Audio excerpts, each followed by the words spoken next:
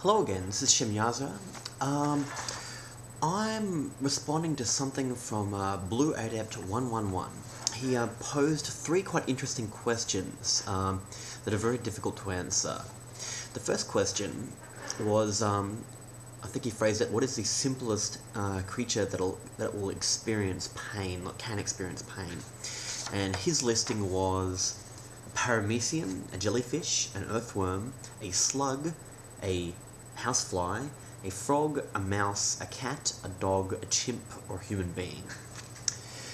It's a very difficult question to answer because, well, when we talk about pain, I assume we mean like we do. Now, like a human being. Now, the only one that aside from obviously humans, chimps will really experience it like us. I imagine the experience of pain for a chimp is identical to the experience of pain for a human being because they're very similar creatures. They're very similar frame, very similar way of behaving even. They're much less intelligent than us, but compared to everything else, they're basically the same animal. Like, in any other family of animals, we wouldn't be as separate as we are. It's only because of vanity that we're considered to be vastly different to chimps.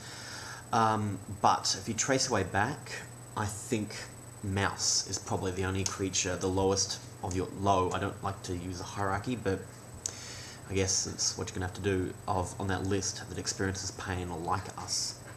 Imagine a vertebrate mammal will experience pain not unlike other vertebrate mammals.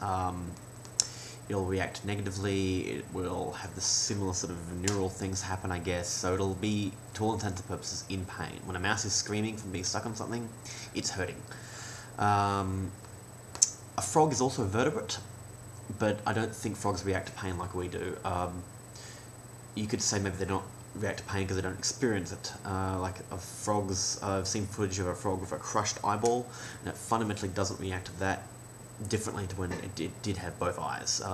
And also there's the matter of their nervous system working differently. It regenerates at a rate and in a manner that mammals just can't. More's the pity, really. Unless the price is the stupid thing, because like frogs, really quite dumb. Flies, slugs, earthworms, jellyfish, and parameciums do not experience pain like us. They may have something analogous that we just can't comprehend, but they don't react like us to injury, they don't react like us to damage. Like some insects can survive with, as a head. They'll starve to death eventually because they've got no organs, but these are creatures that do not experience the world in a manner similar to us. That's not like they're wrong or they're inferior. It's just a matter that it's different. They don't have pain like we have pain. It just wasn't necessary for their development. It's just benefited us. Well, I guess it's useful. Good. So that's my answer to that, the first question. The second question was, if a computer program could be written that would experience... Actually, no. Can it be? Can a computer program be written that will experience excruciating agony for the entirety of its running time, and should it be, if it could be? That's very interesting because, well, we're talking about a program. Can a program be written to experience pain?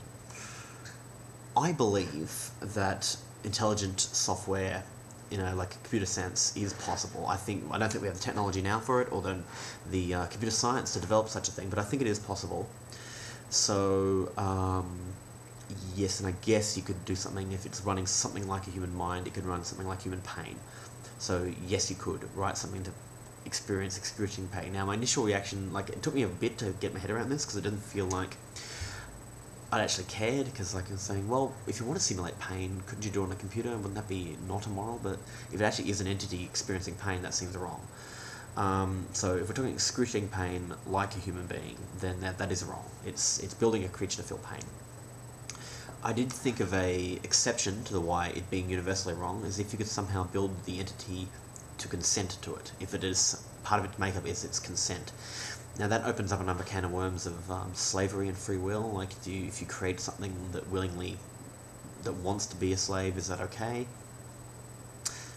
That's another question. But yeah, so my answer is, it is wrong unless the entity can consent to it.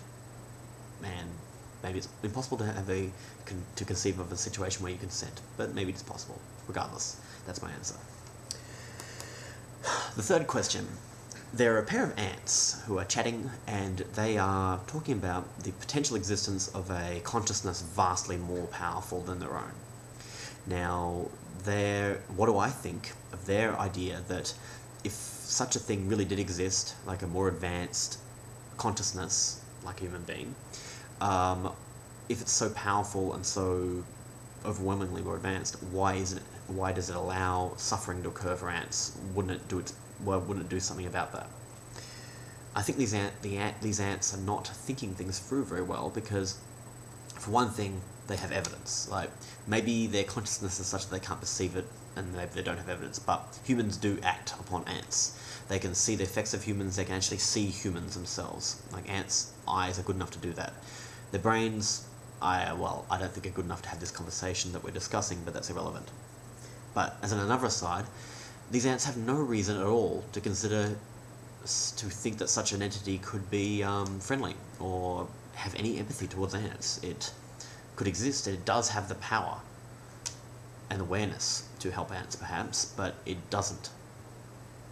Because it doesn't want to, because it doesn't care. And I think that can be said for any level. Like, I can conjecture that there are more advanced entities than humans. I have no reason to think that they'd be sympathetic to our lives. So, yeah.